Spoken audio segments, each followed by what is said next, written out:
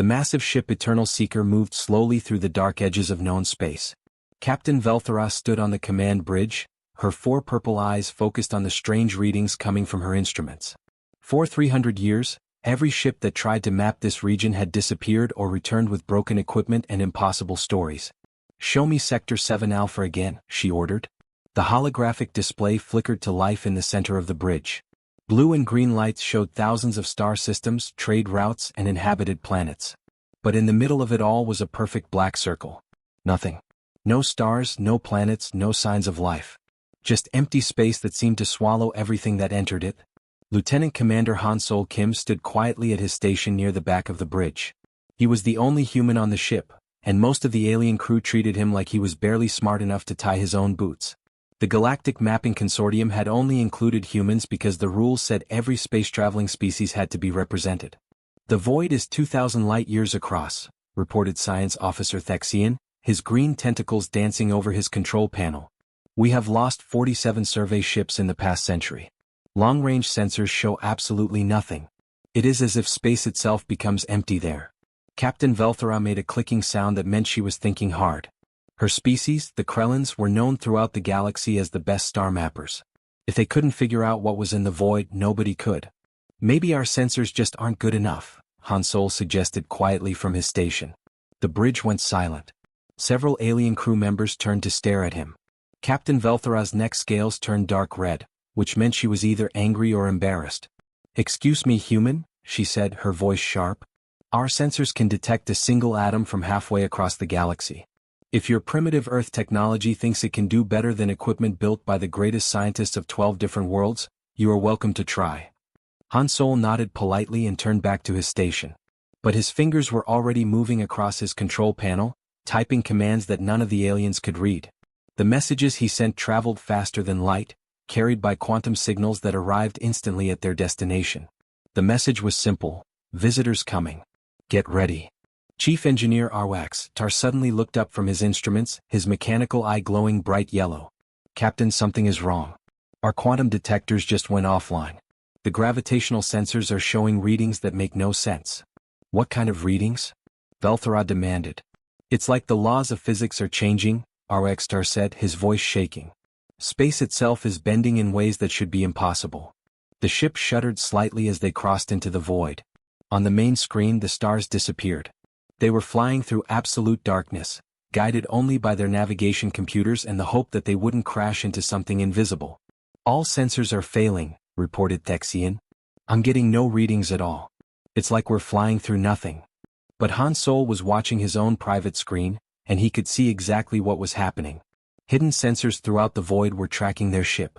Defense systems that could destroy them in seconds were powering up and powering down, checking their weapons. And all around them, invisible ships were moving into position. "Captain," he said carefully, "maybe we should try to communicate with whatever lives here." "Nothing lives here," Velthara snapped.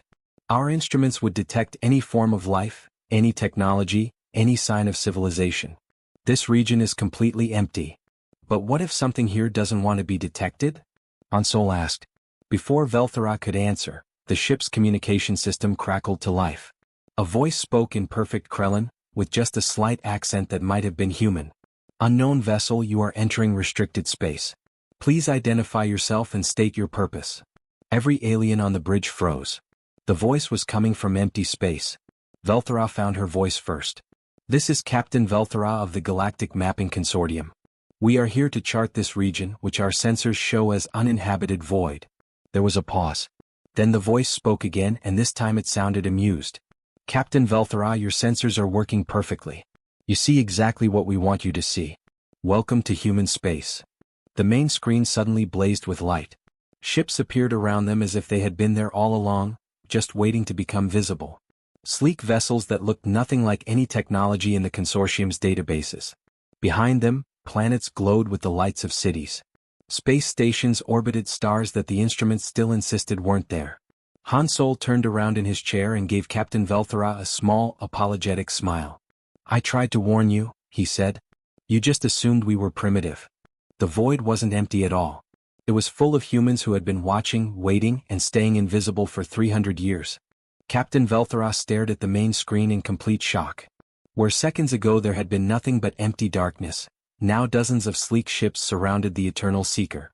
The vessels looked like nothing she had ever seen before. Their hulls seemed to shimmer and bend, making them hard to look at directly. "This is impossible," she whispered, her 4 eyes blinking rapidly. "Our sensors still show nothing there." Han Solo stood up from his station and walked calmly to the communication panel. "Admiral Park, this is Lieutenant Commander Kim. The mapping expedition has arrived as expected." A woman's voice responded immediately. "Understood, Han Solo. Bringing them aboard now." Before anyone could react, a beam of light surrounded Han Solo and he disappeared. Captain Velthara jumped backward, her scales turning bright yellow with fear. "What just happened to our human?" demanded Chief Engineer Arwaxtar. The main screen flickered and changed. Now it showed the bridge of one of the mysterious ships. A human woman in a dark blue uniform sat in the captain's chair. Her black hair was pulled back neatly, and her eyes were calm but alert. Behind her, other humans worked at stations covered with displays that showed information the aliens couldn't understand. "Captain Velthara," the woman said, "I am Admiral Soare Park of the Earth Defense Fleet. Thank you for accepting our invitation to visit." "We didn't accept any invitation," Velthara said, trying to sound braver than she felt. "And we demand you return our crew member immediately." Admiral Park smiled slightly. "Han Solo is safe and will return shortly. But first we need to discuss why you're here." "We are mapping the Great Void," Science Officer Thexian said, his tentacles waving nervously. "This region has been empty for as long as anyone can remember. Our instruments detect no life, no planets, no technology." "Your instruments are working perfectly," Admiral Park replied. "They detect exactly what we want them to detect. What you call the Great Void is actually the heart of human civilization. Over 400 star systems, millions of people, thousands of ships." The screen split to show star charts that made the consortium's maps look like children's drawings. Systems that the aliens thought were empty blazed with the lights of cities and space stations. Trade routes connected planets that weren't supposed to exist. "Impossible," breathed Thexian. "We surveyed many of these systems personally. They were barren rocks with no atmosphere." A young human officer appeared next to Admiral Park on the screen. "Lieutenant Minho Lee, Quantum Defense Division," he said with a polite bow. "Captain, your surveys were completely accurate. You found exactly what we showed you, empty worlds with no signs of life." "But how?" Velthara demanded. "We control what you observe," Lieutenant Lee explained. "Your eyes see what we want them to see. Your instruments detect what we allow them to detect. For 3 centuries, we've been making sure that anyone who looks at human space sees only empty void." Admiral Park gestured to something off-screen. "We've been watching your people explore the galaxy, Captain. Learning about your technology, your languages, your cultures. Han Solo and others like him have been our eyes and ears in the consortium." The truth hit Velthara like a physical blow. "Han Solo is a spy." "Han Solo is a diplomat," Admiral Park corrected gently. "He volunteered to spend years working with your people so we could understand you better. Every question you asked him about human capabilities, every assumption you made about our primitive technology, he reported it all back to us." The screen changed again, showing the interior of Admiral Park's ship. Han Solo stood next to a tall human man in a white coat. Both of them looked completely comfortable, like they belonged there. "Captain," Han Solo said, "I want you to meet Dr. Woojin Lim, our chief scientist. He's the one who designed the systems that keep us invisible." Dr. Lim stepped forward and bowed politely. "Captain Velthara, it's an honor to meet you. Your reputation as a navigator is known even in human space." "You know about us?" Velthara asked weakly. "We know about everyone," Admiral Park said. "We've been studying galactic civilization for centuries. We know your trade routes, your military positions, your diplomatic relationships. We've even been doing business with many of your people." "The Nexus Corporation," Thexian said suddenly. "The company that sells us quantum crystals for our engines. Are they?" "Human," Admiral Park confirmed. "Along with about 40 other companies you've been buying from for decades. We've been your suppliers, your contractors, your business partners. You just never knew it." Chief Engineer Arwaxtar made a sound like steam escaping from a broken pipe. "Our entire understanding of this galaxy is wrong." "Not wrong," Han Solo said as he reappeared on their bridge in another flash of light. "Just incomplete.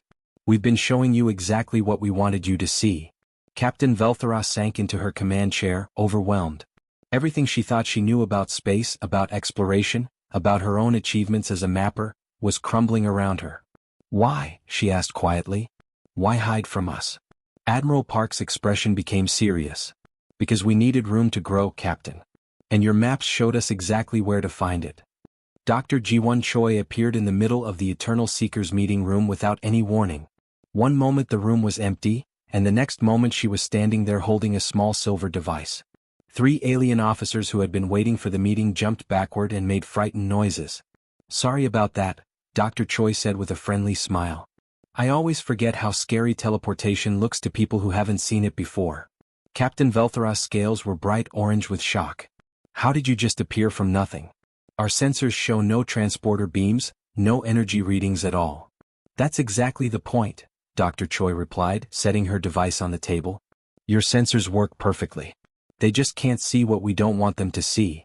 She was a small woman with short black hair and thick glasses. She wore a simple white lab coat that looked like it came from any research facility in the galaxy. But the device she carried made sounds and showed lights that didn't match any known technology. I'm Dr. Ji-won Choi and I study something we call quantum consciousness, she explained, pulling out a chair and sitting down like this was a normal meeting. My job is to make sure that when other people look at us, they see exactly what we want them to see. Science Officer Thexian leaned forward, his green tentacles curling with curiosity. What do you mean by quantum consciousness?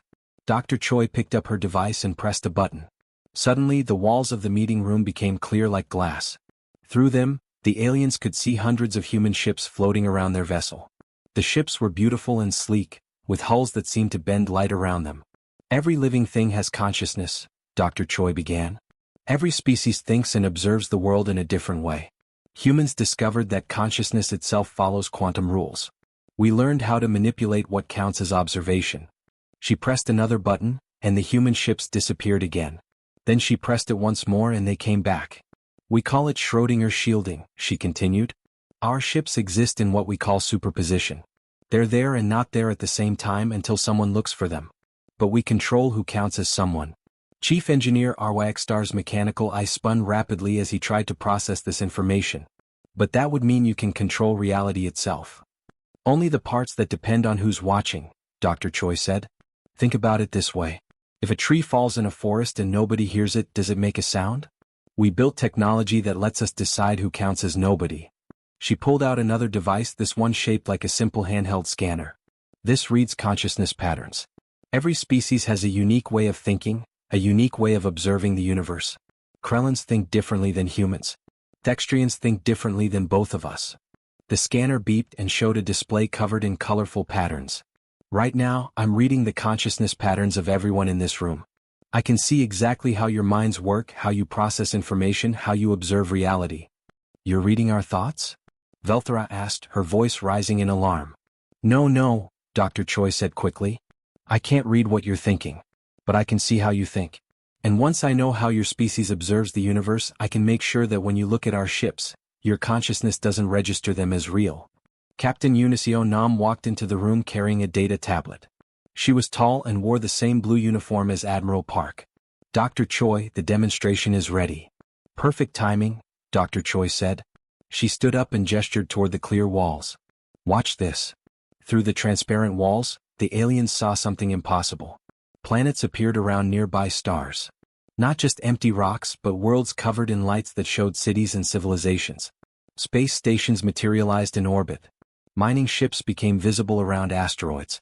An entire civilization flickered into existence like someone had turned on a light switch.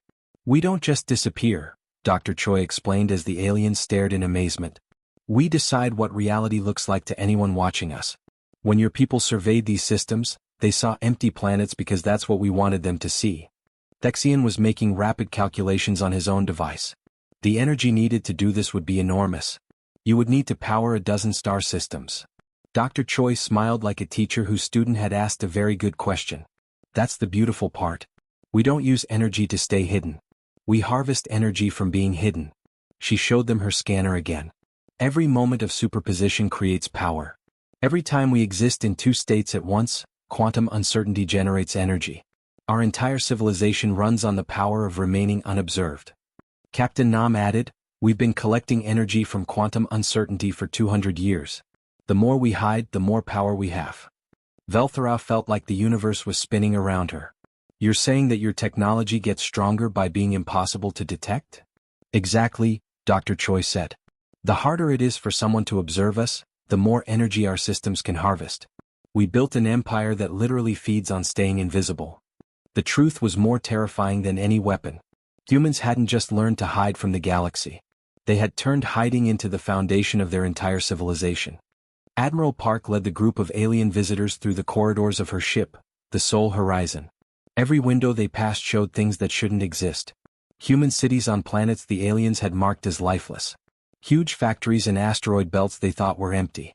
Ships moving through space lanes that didn't appear on any consortium map. This is our central command, Admiral Park said as they entered a massive room filled with glowing screens and holographic displays. The chamber was so large that Captain Velthera couldn't see the other end of it. Hundreds of humans worked at stations, monitoring information from across the galaxy. Captain Velthera walked slowly toward the nearest display screen. It showed star charts but not like any she had ever seen. These maps included detailed information about Krellin military bases, Thextrian trade routes, and diplomatic meetings that were supposed to be secret. These are our defense positions, she said, pointing to red markers on the screen. And here are our supply convoys. How do you know about these? Commander Jaehyun-oh stepped up beside her. He was a young man with short black hair and serious eyes. Admiral, should I show them the historical data? Admiral Park nodded. Go ahead. Commander Oh pressed some buttons, and the main holographic display in the center of the room lit up. It showed the galaxy as it had looked 50 years ago. Small red dots marked human settlements, just a few scattered systems that seemed unconnected. Watch this, Commander Oh said. The display changed to show 40 years ago, then 30, then 20, then 10. Each time period showed more red dots.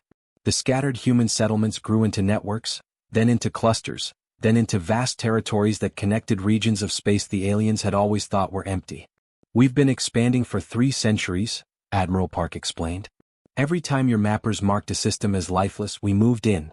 Every empty region you couldn't explain, we filled with our colonies. Lieutenant Colonel Deun Kong approached their group. She was a small woman with gray hair and the confident walk of someone used to giving important briefings. Admiral, the economic analysis is ready. Should I show them? Please do. Colonel Kong activated another display. This one showed trade numbers, resource flows, and economic data that made Thexian's tentacles curl in confusion. For the past 50 years, Colonel Kong began, humans have controlled 60% of rare mineral mining in this part of the galaxy. We extract quantum crystals, process starship fuel, and manufacture advanced electronics. Then we sell these products to consortium species through fake companies. Captain Velthera felt her legs go weak. The Nexus Corporation? The ones who sell us engine crystals. Human-owned, Colonel Kong confirmed. Along with Quantum Dynamics Syndicate, Stellar Mining Unlimited, and Advanced Materials Incorporated. All of them are human companies with made-up alien names. She brought up another screen showing shipping records. The crystals that power your ship right now came from human asteroid mines. The computer processors in your navigation system were manufactured in human factories. Even the metal in your hull was refined in human facilities. Science Officer Thexian made a choking sound. We've been buying from you for decades without knowing it? Not just buying, Commander O said. We've been your business partners, your suppliers, your contractors. We built the communication relays you use for long-distance messages. We designed the software that runs your star charts. We even helped build some of your space stations. The final display screen activated, and Captain Velthera saw something that made her sink into a nearby chair. It was a complete map of human territory, not the empty void her people had charted, but a thriving empire with over 800 inhabited systems, industrial complexes, defensive fleets, and trade networks. Every map has a void, Admiral Park said quietly. Your people called it the Great Void because that's what we showed you. But the void was never empty. It was full of humans who were watching, learning, and growing. Captain Unisio Nam walked over with another data tablet. Admiral, should I tell them about the observation posts? Admiral Park nodded. We've had hidden monitoring stations in every major consortium system for over a century, Captain Nam explained. We've been recording your diplomatic meetings, tracking your military movements, and studying your technology development. We know about your trade disputes, your border conflicts, and your scientific research. You've been spying on the entire galaxy, Velthera whispered. We've been protecting ourselves, Admiral Park corrected. We needed to understand our neighbors before we revealed ourselves. We needed to know who we could trust. Commander O brought up one final display. It showed real-time information about dozens of different alien civilizations. Population numbers, military strength, economic data, political situations, information that should have been impossible for humans to obtain. We know which species are planning wars, he said. We know which governments are unstable. We know which trade routes are most profitable and which colonies are struggling. We've been the invisible observers of galactic civilization. Captain Velthara looked around the command center, finally understanding the full scope of what humans had accomplished. They hadn't just hidden from the galaxy. They had been watching it, studying it, and quietly becoming the most informed and influential power in known space. You've been controlling everything, she said. No, Admiral Park replied. We've been preparing for this moment when we finally introduce ourselves properly. 3 months after the discovery, representatives from every known species in the galaxy gathered on Nexus Prime for the most important meeting in recorded history. The great assembly hall buzzed with worried voices, clicking sounds, electronic beeps, and other forms of alien communication. Captain Velthara stood at the speaking platform, looking out at hundreds of delegates who still couldn't believe what she was about to tell them. Fellow mappers and explorers, she began, her 4 eyes scanning the crowd, everything we thought we knew about our galaxy is wrong. The great void that we've been trying to chart for 300 years isn't empty. It's the most crowded region of space we've ever discovered. The hall erupted in noise. Delegates shouted questions in dozens of different languages. High Cartographer Zex Indra, the most respected mapper in the consortium, slammed his staff on the floor for quiet. Captain Velthara, these claims are impossible, he declared. Our instruments are perfect. They cannot be fooled by primitive technology. Ambassador Sungmin Jiang stood up slowly in the human section of the assembly. He was an older man with gray hair and a calm expression. Honored cartographer, may I show you something? Without waiting for permission, he pulled a small device from his pocket and pressed a button. Suddenly, holographic screens appeared throughout the hall, showing live pictures of space around Nexus Prime. Sleek human warships surrounded the space station so close that they could have destroyed it in seconds. The hall fell silent. We've been here the entire time, Ambassador Jiang said quietly. Protecting this meeting, watching these discussions, staying invisible until this moment. Dr. Unbai walked to the center of the hall carrying a data crystal that glowed with soft blue light. She was a young woman with long black hair tied back in a simple ponytail, but the information she carried would change galactic history forever. This crystal contains accurate star charts for all human territories, she announced. You'll discover that we've been trading partners with most of your species for over 50 years. Many of you have been dealing with human companies without knowing it. High Cartographer Zex Indra took the crystal with shaking hands. He inserted it into the main display system, and the hall's giant screen lit up with impossible information. Star systems that showed as empty on every consortium map blazed with the lights of human cities. Trade routes connected worlds that weren't supposed to exist.